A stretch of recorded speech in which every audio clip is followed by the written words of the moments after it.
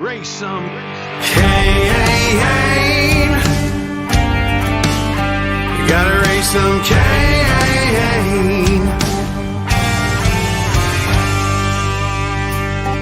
In the heartland where the faith runs strong, we've seen the shadows growing long. Watch those around us be deceived. Yeah, the fight is at our doors, no matter who we believe. Corruption, lawless day and night, we'll speak the truth into the light. We'll bring the battle, heed the call, watch the whole thing fall. We gotta raise some Cain, show the lies, break some chains and make things right. Feel the power, be the change, the time is now. We gotta raise some Cain.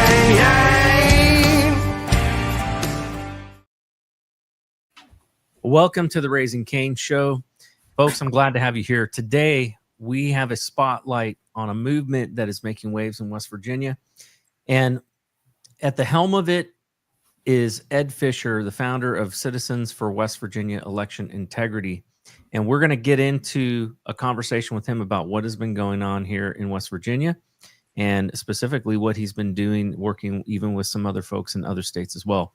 But before we do that, we're going to cut to our commercial break like we normally do, get all of our commercials out of the way so that way we don't have any interruptions during our conversation. So hang with us. We'll be right back after a short break. It says, I woke up this morning and looked out the door to a country I don't recognize. They put masks on our face to hide our pain, and there's no fire in most people's eyes. And it's still true today. It's still true today that they've tried to destroy the American spirit. And in some instances, they've done a dadgum good job. But in other instances, they have lit an inferno in some people. And we right now are gathering some of those people that are on freaking fire to save this country.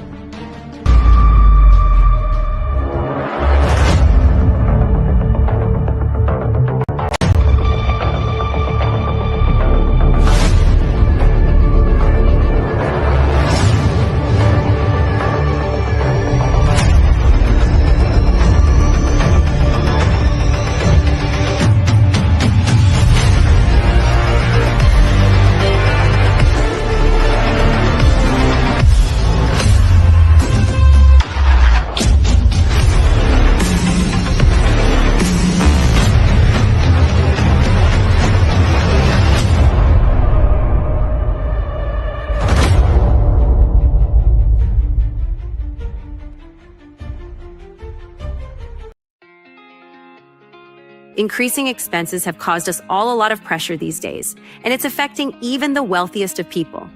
Most have lost their sense of security, stability, and even hope for a strong financial future. The game plan of everyone in your cell phone has likely been disrupted or even hardcore stopped, and most are looking for a creative solution to regain financial momentum. Oftentimes, life's best solutions are the simplest. But first, a question. What is something most people think they should own but don't? Crypto, fine art, real estate? Nope. We are talking about real money.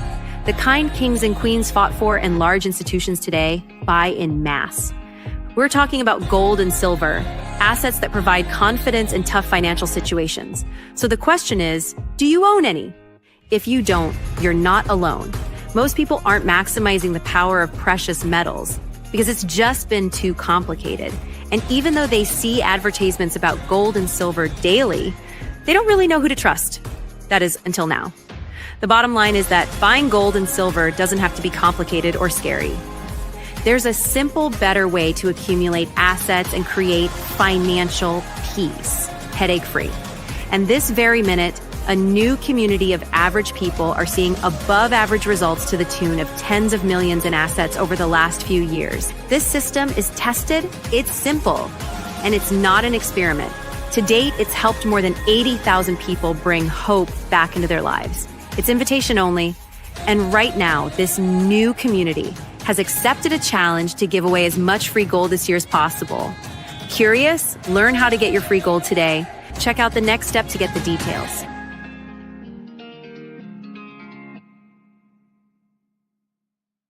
Since 2017, 150,000 farms have shut down. Working farmland has been reduced by 21 million acres. The system has been crippling the remaining farmers, forcing some to adopt nefarious farming techniques, like pumping hormones and other performance-enhancing drugs into their cows so they can survive in crammed feedlots. Or the farmers are forced to jump ship and sell to land-hoarding, profit-chasing agricultural oligarchies, who use their billions of dollars to crush the competition and increase your family's dependence on their manufactured food. What could possibly go wrong? The family farm will soon be a thing of the past, unless you do something. You can. That's why there's From the Farm, an industry-disrupting platform that connects consumers directly with local farmers, which means you can buy fresh, non-factory farm food, and you'll know exactly where your food came from and how it was raised. For the first time in nearly 100 years, independent farms will have a way to not only survive, but thrive. From the Farm was founded by A.J. Richards, an active homesteader, and Brooke Entz, a CrossFit Games athlete and an Amazonian warrior in the movies Wonder Woman and Justice League. She clearly has a passion for healthy food and a healthy lifestyle.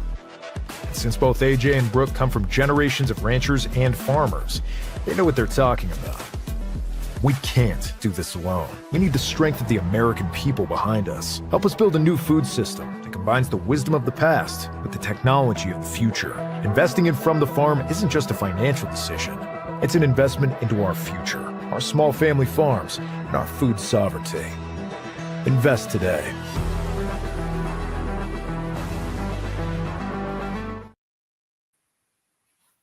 Welcome back to the Raising Cain Show. Here with us today is Ed Fisher, founder of Citizens for West Virginia Election Integrity. With decades of experience in engineering, IT, education, Ed could have chosen retirement on his farm in Monongalia County, and it is a beautiful farm. I've been there. And instead, he's chosen to lead a grassroots fight to restore trust in elections, launching statewide initiatives like the West Virginia Election Integrity Caucus. And that is a key thing we're going to talk about tonight, because I think that's one of the most powerful things that he has done, and something that other states need to emulate. He's also he's also fought for a Registration Audit Center and pushing for voter ID and paper ballots. C4WVEI, as we also call it, is now one of the most active citizen-led election integrity groups in the region. And today, Ed joins us to break down what they've accomplished, what's ahead, and why every vote must count. Ed, thanks for joining the show. Thank you, Nate, for inviting me. It's a pleasure to be here. So Ed, I think the last time I had you on, was still very early, in the inception of this whole thing. Where do we stand today, and what are some of the things that have been going on? Fill us in. Yeah. So, well, first of all, let me say something about how the group was started. So I'm originally from Pittsburgh, but went to West Virginia University. So I'm a proud mountaineer, and spent about 5 years here. Then we went around the country. I ended up in New England for about 30 some years, where we raised our kids. And then when the opportunity came up to buy a farm in West Virginia and move back, we were very excited to do that. So we love it here, and the people were great. The scenery is beautiful, and we're just happy to be here. So for several years, starting with the 2020 election in particular, and even before, I've been doing a lot of research on election fraud evidence that has occurred in a number of states, in particular states like, swing states in particular. So Michigan, Wisconsin, Arizona, Pennsylvania, my home state, Pennsylvania, Georgia, a number of others. And it just became clear to me that there were problems in the election, many vulnerabilities, and that there were the forces at play that we have to protect against. So all good people need to, come to the fight and make a difference. And I've become aware of tens of thousands of volunteer citizens who are active in this effort across the country. And so I saw a need for that kind of effort in West Virginia. And so in 2023, when some of my contracts ended that I had in engineering, I decided to go ahead and initiate an effort in West Virginia with a bunch of volunteer citizens from across the state. And so we've grown, and we have a very diverse group of citizens. We have people with IT backgrounds, and you need a lot of different skills. IT backgrounds. Nate is a member of our group, and his cybersecurity background has been terrific as part of the team. We have former election clerks on the team. We have people who have done door-to-door canvassing. We have lawyers on the team. And we even have two people who have now been voted in as a delegate and as a senator in West Virginia. And that's helped us a lot because we have a really close relationship with them. And it's even made the ties between the legislature and the citizens group even stronger. Yeah, it's really important. And that's one of the things, Ed, that I appreciate about you. I worked on election integrity after the 2020 election and worked out of a hotel for a number of months. And what I saw was so many different disparate groups that were all wanting to get involved in election integrity, but some of them had very different motives than others. And what I've seen out of this group has been really a heart of, number one, I think because we're all invested in this. This is our state. That gives it, I think a different motivation, I guess you could say. We want true elections. We want elections that are not, it's not about the limelight for us. It's not about the attention getting. And not to say that that doesn't have a place in some of the national discussions, but at the state level, one of the things that I found is that your willingness to work with different groups like the Secretary of State's office, the legislature, and really try to foster goodwill with these people and with several of the county clerks, because at the end of the day, if we can't work together, we're not going to be able to change anything. And we do want to change some things. And that's one of the things that I think is really good about your approach to this and your leadership with this group. It has been amazing to watch. And not to mention the forming of a caucus, because you understand, I think, the political power and will that is necessary to make things happen in the state legislature, which has been really interesting and neat to watch. Yeah, it's a very important dynamic, and I'll talk a little bit more about it. But you're right, and one of the things that's really important is I believe it's important to have volunteer citizens involved so that people know that your goals, your ambitions are true, and there's nothing dark about it, right? We pay all of our own expenses. We help wherever we can, but we really don't take any money. We want to come off as, so nobody questions our motives. That's very important. And so we have approached this by developing relationships with all the key players in the state. So developing relationships with the Secretary of State and their staff, not just the Secretary of State, but their staff people, because they're the ones that actually make things happen. With the legislature, both the Senate and the House of Delegates, and also the county clerks. And so, those are all key constituents of the election process. And as any citizen knows, elections are the most important thing we can do. Everything bad that happens is downstream of elections.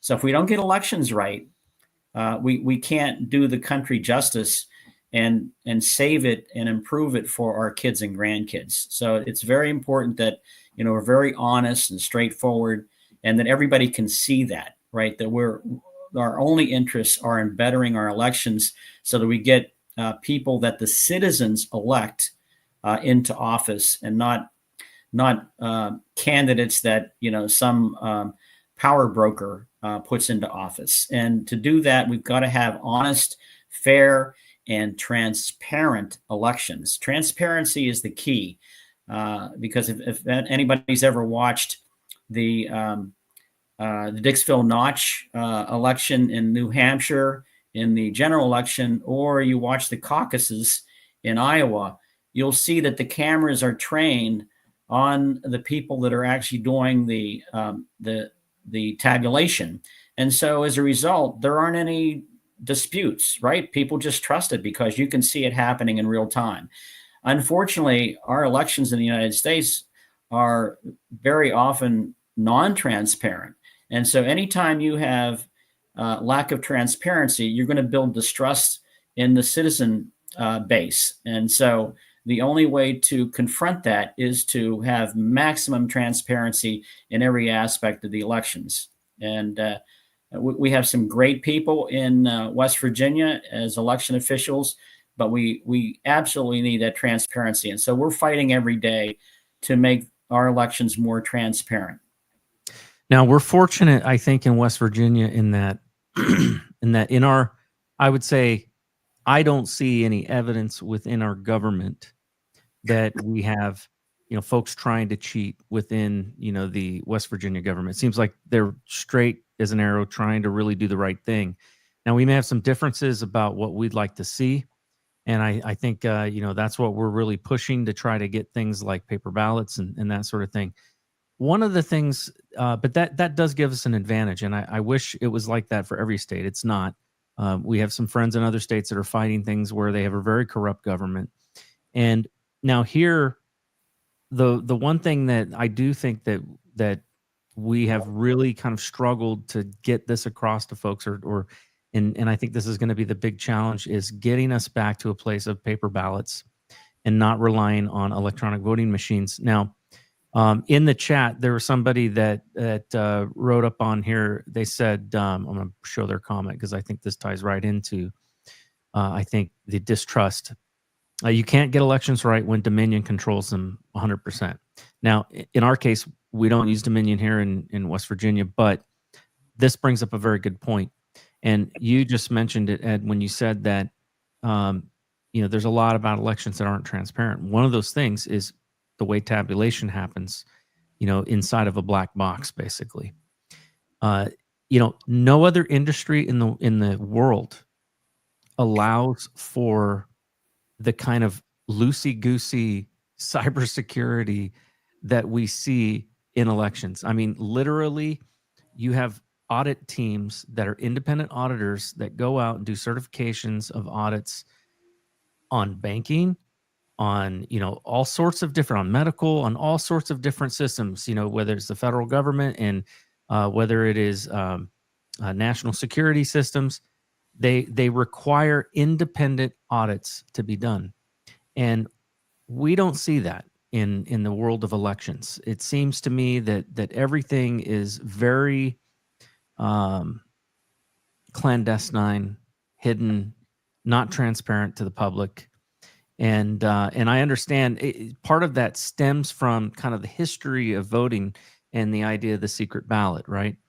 But we can not identifying how somebody, a particular individual voted is one thing, but and I think that's important to keep people's identity protected. But what we see oftentimes in many states is where they don't even want to see an ID when somebody comes to vote. California is an example. Yeah, that's an obvious situation where fraud occurs. Yeah.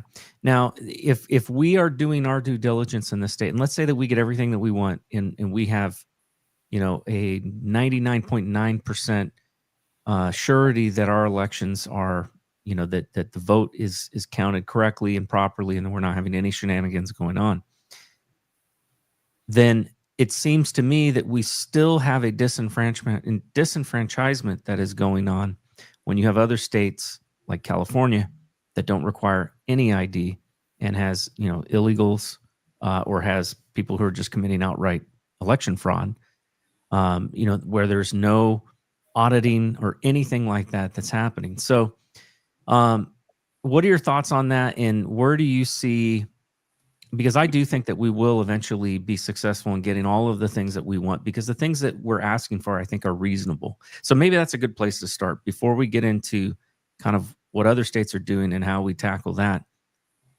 Let's talk about what have we accomplished so far with our group, and what are our main goals and priorities? Can you share those with the audience? Sure. Well, there are lots of sources of fraud, and we've seen them across the country. One of the worst is when you mail out ballots to every person in the state, right? I mean, that's a major area of or reason that fraud occurs. So number one, we don't have that situation in West Virginia. That was stopped or never used. And we still have absentee ballots, okay, but you have to have a cause. You have to have a reason for absentee ballots. So in West Virginia, in 2024, we had 24,245 absentee ballots. And we have a little over 1 million people registered to vote in West Virginia. And typically 700,000 or 800,000 people actually vote of those registrations. So that's one area. So you have to shrink the window of possible fraud sources. And so that's a big way that you do it. But there are many vulnerabilities. So that's one way. And we won't get into all of them tonight, but that's one. Another way is this, for example, ranked choice voting that occurs in several other states, where you allow the candidate who is not the best candidate to actually win. And typically in ranked choice voting, the best candidate does not win, right? And there are good examples that people have put out as to how that happens. So we prohibited ranked choice voting in the 2025 general session this year. That's a major win. We had been observing that for several years, but we actually codified it into law this year. So that's very important. Another big win for West Virginia this year is we approved photo ID, showing photo ID for voting. So that's a big one, and that's one of the features of President Trump's election integrity executive order that was recently signed by him into law. And we support that executive order, and we are doing whatever we can to help raise awareness of that and to urge our legislators and Secretary of State to implement that executive order. And in fact, we're going to have some of the Secretary of State staff at our next citizens meeting to discuss how it is we're going to implement that executive order as it becomes more apparent that it's going to be enforced. And that's tricky because states have rights in terms of elections, but the federal government can do its part.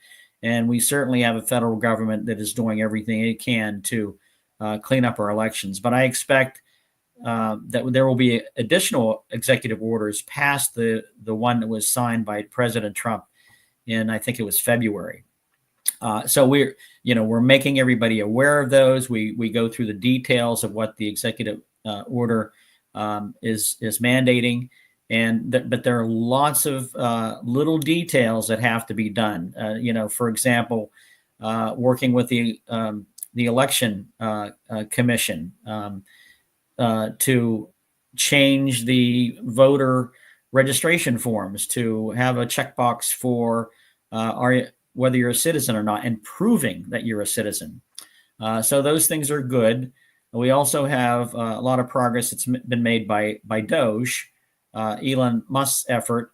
And for example, now as of the end of May now, we have a system in place called the SAVE system that is run by, I think it's actually run out of DHS. So we had the head of that effort, and that allows states to check to see if you have an illegal voter, so a non-citizen that is trying to be registered or has been registered in your voter database. Fraud starts in the registration system. You have to clean up your voter rolls, otherwise you're starting in a bad place. So you have to have absolutely clean registration voter rolls.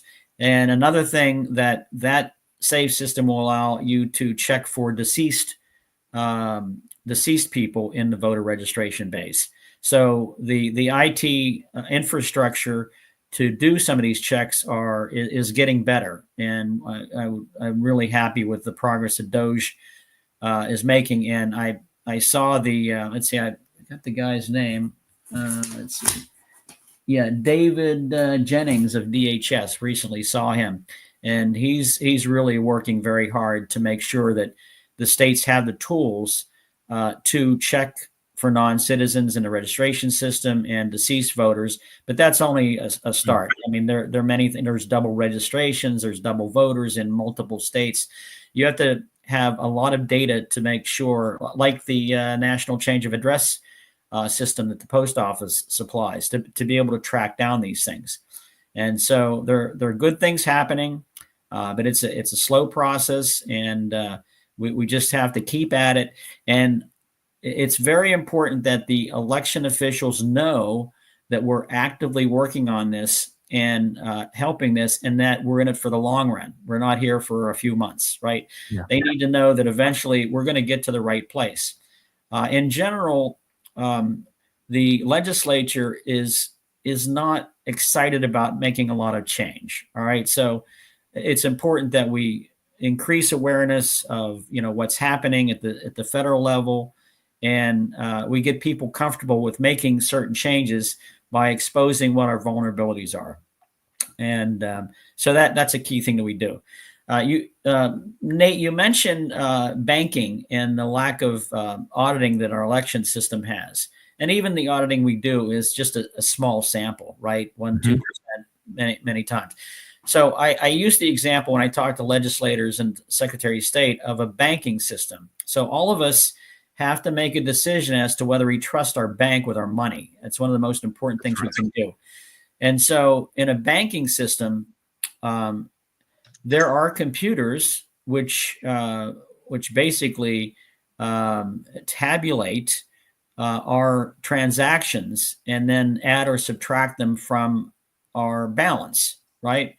But the great thing about banks is online banking now, we can see every transaction and we can dispute transactions. We see how a debit takes away from our balance and how a credit adds to our balance. So we can see it.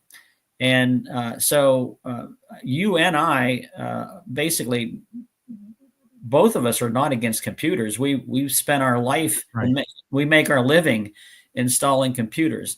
But with elections, the biggest issue is trust. Citizens must trust the elections. And so we have to be able to verify that. And so in a banking system, you can get online and you can verify that your money is what you expect it to be, and you can see every transaction. In elections, we can't see that. We can't see the calculation. So that breeds distrust, and that's where we have to continue to push for transparency. We also must push for decentralization of tabulation. The more centralized tabulation is, the more it's prone to fraud, because you're putting a very important process in the hands of a small number of people. The more distributed it is, for example, in precincts like we had with hand-counted ballots, it increases trust because you're distributing it. And for example, in a precinct, you know a lot of your neighbors, right? And so bad actors can be spotted much more easily in a precinct environment than they can when everything is done at a county level. And in some countries, for example, South Korea right now, from the reports I'm getting, they do all the tabulation in a central location. Not a good idea, and that's where ideologies like communism can take over and take root. And so let's talk about that for a minute, because this is kind of an interesting, I guess, point that I can speak to from some level of personal experience. In the 2016 election, like basically right at the, in the run up to it, the FBI had done an assessment of the potential for Russian interference with our election. And this was actually one of the documents I carried out in my whistleblowing, because the media narrative being pushed was that, our elections were rigged by, they were interfered with, by the Russians. And this was, of course, the year that Trump won his first term.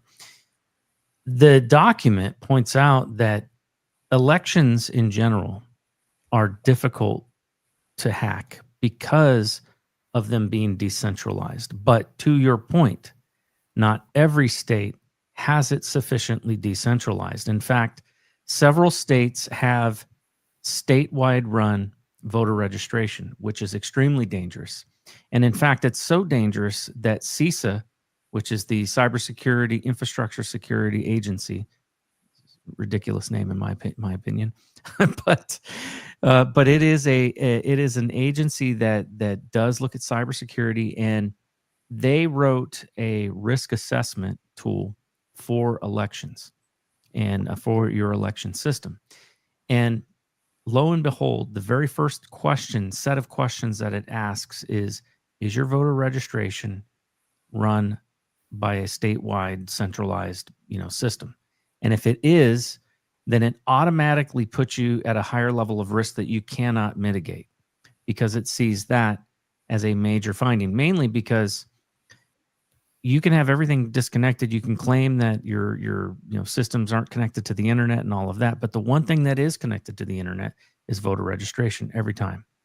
And so that is hackable. It is something that can be manipulated, and a little bit of help in that area to kind of front load a bunch of fake voters, and now you have what you need in order to carry out and if you have mail-in ballots on top of that, you have everything, all the ingredients for election fraud. So this is something where that decentralization is so important, not just from the standpoint of tabulation, but also from the standpoint of voter registration as well. Yeah, I agree with that. And West Virginia, although the county clerks and the Secretary of State do, manage the registration database, it's actually the actual IT infrastructure is outsourced to a third party.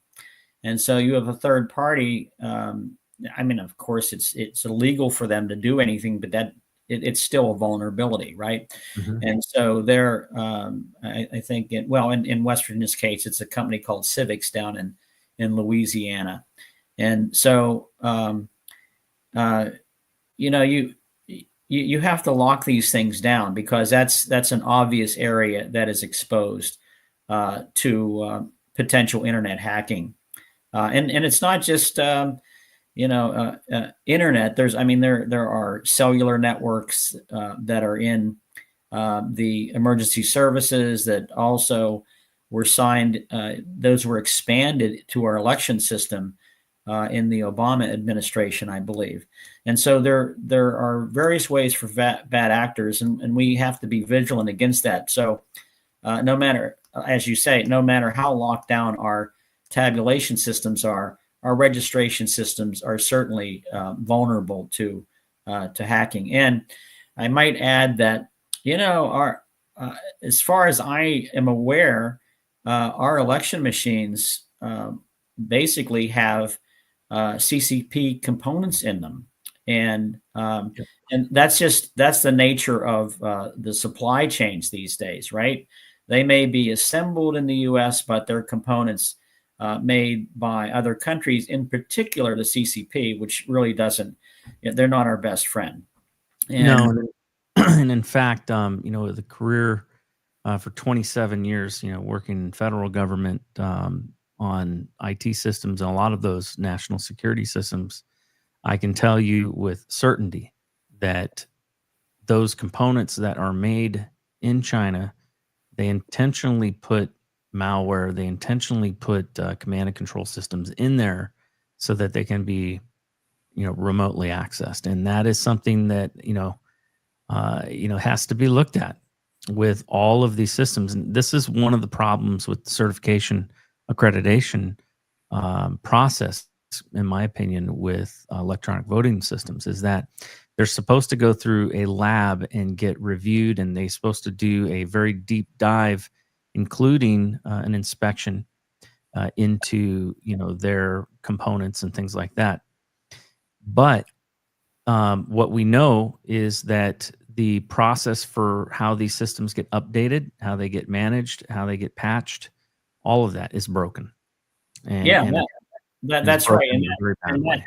That's the situation out in Colorado with Tina Peters, right? So they did updates, and I'm not going to go into all that detail tonight, but that's reality. And it's well known that the CCP has put Trojan horses in drones. And India, for example, gave all their drones back that had components from the CCP.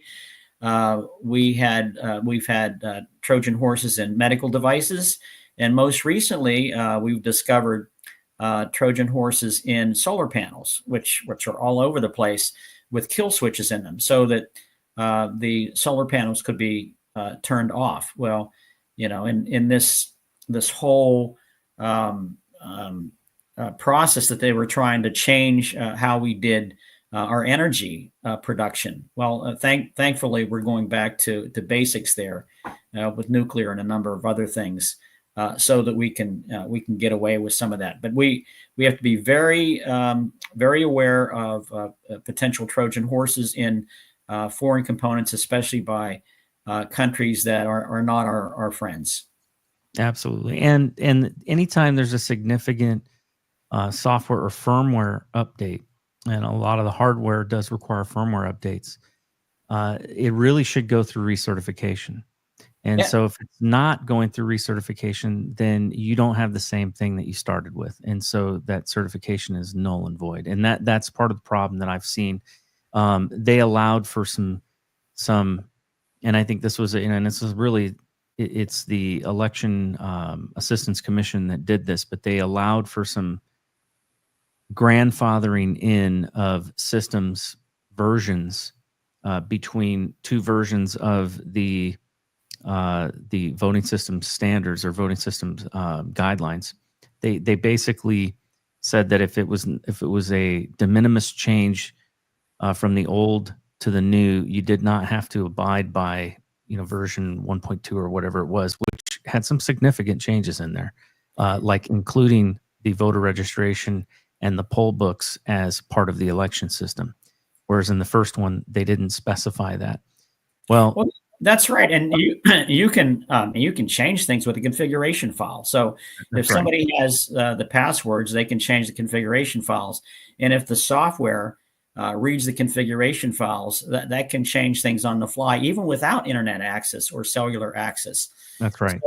So us being IT, having IT backgrounds, we know all kinds of ways to do things. So, by the way, so just backing up a little bit, I don't have a real problem necessarily with computers and tabulation and other aspects, but we have to be able to inspect the code, and we have not been able to inspect the code for ESNS, Dominion, and we know there's some bad actors in some of these companies, and there are lots of political ties as well. So we have to be, it has to be transparent. You have to be able to inspect the code. It can be by a trusted third party, but you have to be able to do that. And there's walls that are there right now between the vendors and the citizens that don't allow these code bases to be inspected. So that's why if we could have computer systems that could be inspected and looked at by trusted third parties, that's one thing, but we don't. And so that's why the only realistic solution right now is hand-counted tabulation of ballots and not using barcodes, et cetera. Now, the executive order does forbid barcodes that are produced by machines like ExpressVote for ES&S. And so that would just in that part, prior to tabulation, you would need to go back to paper ballots. And the executive order wants the paper ballots to be more robust, with watermarks and so on. So that's why there's one executive order now, but I think we'll see others. But it's not easy to change our whole election system overnight. So and legislatures are hesitant to change the whole election process. So we'll have to see how this goes, but we need to keep putting pressure on from the grassroots and from the federal level to do the right things until we get full transparency over elections. Absolutely. And, the standards that apply, I'm going to use some terms here. So folks, if you don't understand what these terms are, I'll try to do my best to break it down for you.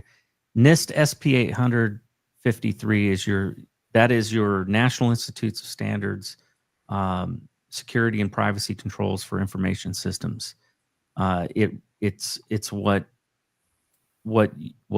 the kind of gold standard for assessing and auditing, an IT system to make sure that all the security controls are being met. And I can't even say with any certainty that I've ever even seen, a FISMA audit on any of these systems or their code, or even FIPS 140-3, which deals with the encryption algorithms. Those things should all be available. That it basically, we don't need to see the results necessarily, although I would say that we probably should be able to, the states at a minimum should be able to, some state officials should be able to validate, those specific findings. But at a minimum, the certifications that each and every single flavor and version of that software has met that criteria of standards and has been audited, there should be a certificate available that we can actually, as a citizen, we should actually be able to get, because that would tell us, whether or not that system has even been validated. It's not that we are against proprietary software content. We understand that as engineers, but let's face it.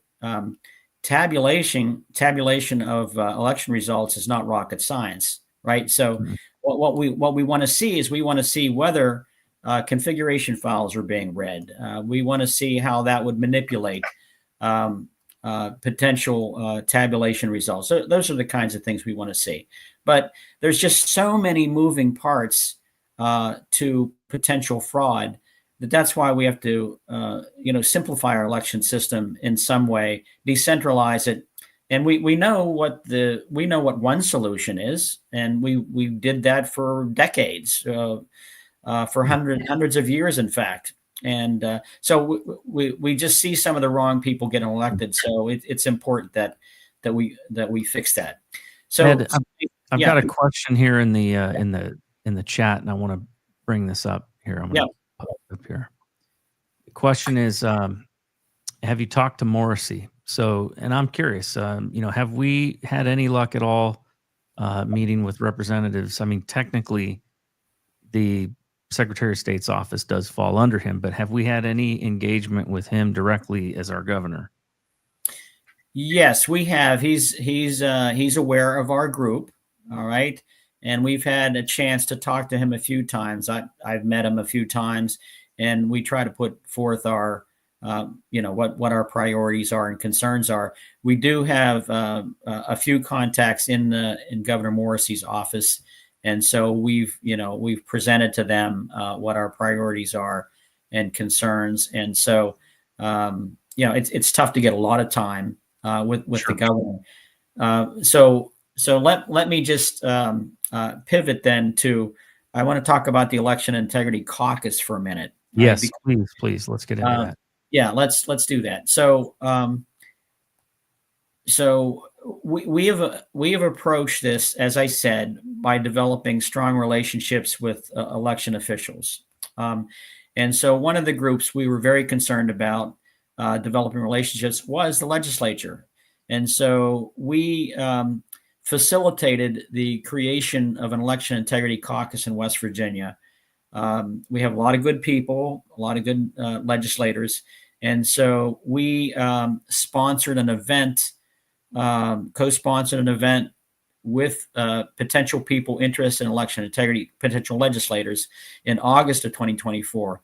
And that's when we formed our Election Integrity Caucus. And we have several people who have stepped forward to lead that group. And our purpose was, if we could work with the caucus in terms of what they were going to propose for legislation, for bills in the upcoming session, then we could have our debate before the general session, right? So some of that worked, but we need to get better at it. So, for example, in 2025, we reviewed and deeply analyzed all of the 2025 West Virginia election integrity legislation. We endorsed 27 bills and we opposed 2. And we would like to be in a situation where we don't have to oppose anything. Now, one of them was, an obvious non-starter. It was, put ballot boxes every place, right? It's the old playbook. It's send out mail-in ballots to every person on the registration roll. So we obviously oppose that, and so that didn't even get out of committee, right? So that was good. But there was another bill. By the way, 8 endorsed bills passed both chambers and were signed by the government. So the governor. So we made good progress there. But the bills that we opposed were both defeated. Like I say, one bill never got out of the committees. There was another one that was going to strip a voter's right to take a photo of a completed ballot at the precinct. Now, that was important that we defeated that, and we defeated it. And when I say we, I mean the legislators actually did the votes, but we campaigned against it. We would like to see, it was a 1-2 punch. We want to see basically the ability to do 100% audits on the ballots and the tabulation. So if a voter, and right now the law really doesn't address taking a picture of your completed ballot. What we want in the situation is you take a picture of your completed ballot, and then we put all of the ballot images on the Secretary of State website, where we already have precinct totals. Every precinct has totals of all the candidates. So in that way, we would allow any citizen in the whole state to audit any precinct with regards to the vote totals. So you could count up the images. Now, it's important that you look at it from a precinct standpoint, so you're not overwhelmed with the number of ballots. Let's say you have 200 ballots in a precinct. An individual citizen, volunteer, could add up those the candidate choices in the ballots online, and then compare that to the precinct totals, which are already on the Secretary of State website. And also, if you take a picture of your ballot, there are a number of reasons why we oppose, why we support that, which is, let's say a candidate is not on the ballot, right? That was a key reason why it was defeated. You couldn't prove it unless you have some evidence in your precinct that candidate wasn't there. We also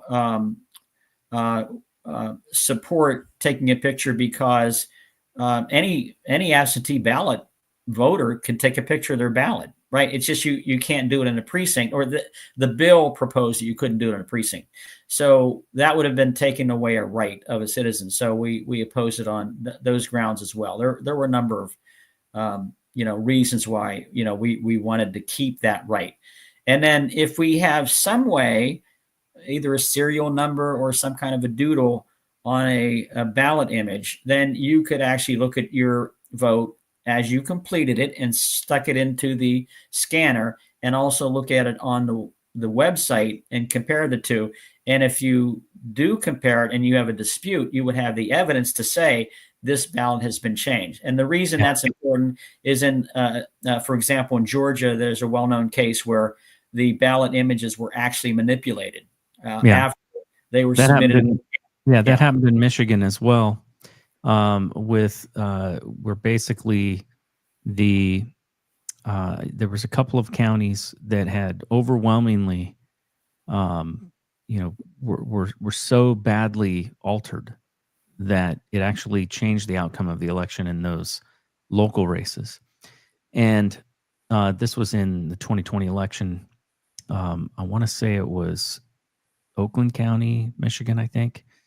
It's been a while since I've looked at it, but what was interesting about it was in the one that was kind of really well known, where there were some auditors that went up and actually did some auditing because of a legal case. What they found was that the adjudication station, which is the only machine that they had the capability of being able to change a ballot, and the whole point of that is if somebody spilled coffee on a ballot or something like that, the two judges could sit down, look at it, and say, okay, well, we can see they clearly, intended this vote here and that vote there, and they can go in and print out a new one. Well, what they found was that the log files were missing from the day of the election. They were there before and there afterwards, but the log files were actually missing of who logged in and modified things, and that's the only way those ballots could have been modified. So, yeah, that's kind of important. Yep, absolutely. So we only have not much time left. Let me just make a couple points to get them out of the way. So this election integrity caucus that we've helped to facilitate, we met with them a couple of times last year, and that was great because we've got like 20, 30 people in the caucus that are all dedicated to election integrity. We are meeting with them again in September at an interim session. So we are going to review all of the bills that were introduced in 2025, and we're going to talk about some of the issues, right? So hopefully we won't have issues between what the citizens want and what the legislature proposes, right? We want to make sure we have those debates prior to the general session in 2026. And so we're meeting with them in September again, and we hope to foster really good in-depth discussion so that we come in a unified way into the general session and we get what our priorities are. The other thing is that you mentioned that we've established a Registration Audit Center. Again, yeah, I'm going to ask about that. Yeah, fraud starts in the registration system, so we're very intent. We're looking at a number of national systems. We work with IV3 from To the Vote. We're looking to check the vote. Just talk to the creator of that. Check the vote in Michigan, Ohio, and Tennessee, and that has all kinds of detail. And they've got 900 volunteers in Michigan that are working on cleaning up the registration system. And so anyway, we have our own registration data that we got from the Secretary of State. And so we're going to try to find the right way to work as a team to clean that up and get additional volunteers. We're working with a number of national partners. We're partnering with Election Integrity Network. That's Cleta Mitchell's group. They've been terrific, and they attend our meetings, and we work with True the Vote, their IV3 system, to identify suspicious registrations. We're working with Fight Voter Fraud. who have helped us to identify double registrations and registrations both in West Virginia and other states, and double voters. They voted in a state other than and in addition in West Virginia. And then we have a couple of local groups we work with, MOVCAC in West Virginia and Ohio, and Base Data, West Virginia. So, we're working with those local grassroots state groups as well. What are the next steps? So we'd like to, we're working with one of our partners, and, we submitted credentials for working more closely with DOJ on registration cleanup. We made sure that our Secretary of State is very aware of and they are aware of the SAVE system, but the new capabilities that the SAVE system operates now. The DHS is much more integrated with Social Security Administration, so that we can track down non-citizens who are in the registration system, who have voted, deceased voters, and other kinds of registrations we don't want to support. We still have issues because I'm not saying it happens in West Virginia, but other states have had lots of people, lots of registrations just added right before the elections, and then they delete them right after the election. So we need to guard against that, because just because you're looking at the monthly registration data doesn't mean you're going to capture those registrations. I mean, we found vacant lots that supposedly have voted. And so we are, and a lot of them, even in one precinct. So, you have to be, there's many ways you have to look. You have to be constantly on the lookout for fraud vulnerabilities, and just, keep working. Let people know you're in it for the long run. Be honest and upfront with all of the election officials, so that they know that your aims and interests are pure, that you're there just to improve the elections, and to increase trust.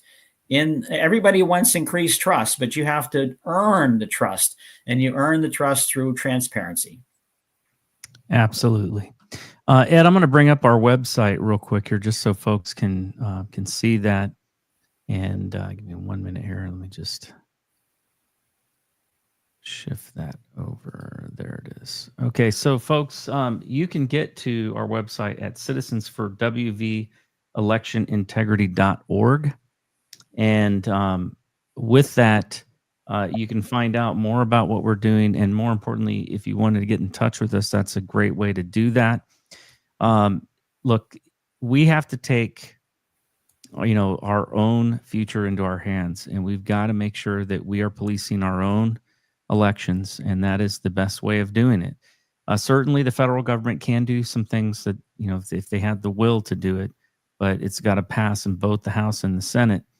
The fact is, the Constitution is clear, and it says in Article 1, Section 4, Clause 1, the times, places, manner of holding elections for senators and representatives shall be prescribed in each state by the legislature thereof. But the Congress may at any time, by law, make or alter such regulations, except as to the places of choosing senators. So the law is pretty clear that the feds can step in and do things. And there are some things like requiring a national ID, I think, would be a good start. Requiring that they validate that the people voting are in fact citizens. One of the things that I'd like to see happen is the way that we apportion, the way apportionment is done, and it may require it certainly is going to require the Supreme Court reviewing it. But I think that if you did apportionment that was on the basis of counting citizens and not just bodies, I think the latest study was that California would lose 7 seats, and West Virginia would gain 1, by the way, and that includes. So we are being, that's right. Yeah, we are being disenfranchised by the way that they are counting, the electors, and so I think maybe this is something for action, Ed, but I think we need to talk to our Attorney General on filing a lawsuit against the federal government, it might give Trump what he wants, which is something to go to the Supreme Court, on the basis of, hey, we are a state that is being denied an elector because illegals are being counted in multiple states. I think that's something that we may want to look at. I absolutely agree with that. Every time I look at the California results, and it takes them 6 weeks to count the votes, I feel terribly disenfranchised. And Yeah. I'm sure other voters do as well. Yeah, there's about 14 states actually that are being disenfranchised in that way, where they are losing an elector, because of illegals that are being counted in states like New York and California, and even Florida. To be honest with you, Florida was one that would lose, I think, a couple of electors. But these are things that I think we've got to pursue. Yeah, well, Nate, we could talk for hours on this. I just wanted to leave your audience with one thought, which is, by getting involved as a volunteer in election integrity on this very important topic. Our elections are, we use machines here, but most of the world doesn't. They do hand counted. Taiwan does hand counted paper ballots. They have to, otherwise they would never be able to overcome the influence of, the CCP, for example. So the comment I would make is, if you get involved in this, part of the benefit is you rediscover the spirit of 1776 and our founders. You get involved in the legislative process. You understand how our country works. And as a result of that, you really feel a great sense of accomplishment and knowledge, and you feel like you're kindred spirits with our founders, and that's a great thing. And I know from my personal aspect, I feel much closer to our founders now than I ever did, just because of volunteering to work in this area. Absolutely. Well, Ed, thank you so much for your time and for sharing what's been going on. It's pretty exciting to be a part of such a great organization, and I thank you for your leadership in it. We've got a lot still to do, and folks that are listening, if you are in West Virginia, I would highly recommend that you join what we're doing, become a part of it. And if you are not in West Virginia, then consider starting something in your own state, or finding a trustworthy group that is doing this kind of work and joining that effort. Because unless we step up as citizens and start to take control of our destiny, it will take control of us. That's absolutely correct. And so if you hit our website, citizens, the number 4, WV electionintegrity.org, just put in especially if you're from West Virginia, put in your information, and I'll give you a call in a day or two, and we'll see what your interest areas are. And it's a great group, and we'd love to have you. Absolutely. Well, Ed, I always like to, kind of end my show by asking my guest we talked about a lot of things, but what is the one thing that you want people to take away from this conversation more than anything else?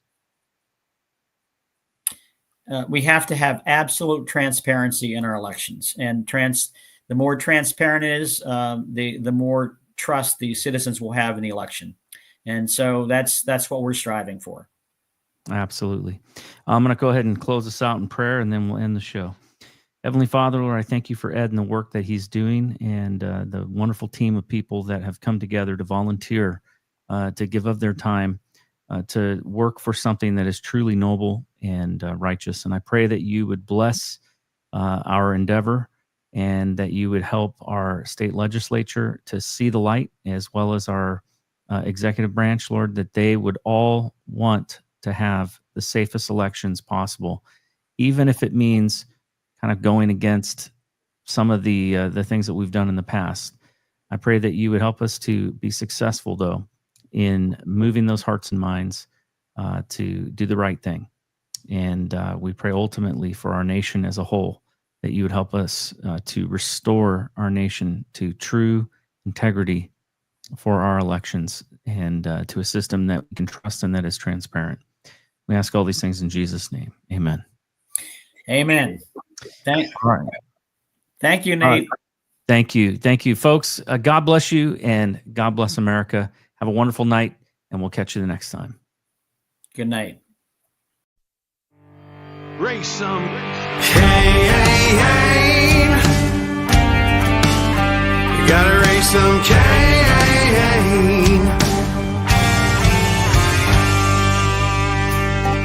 In the heartland where the faith runs strong,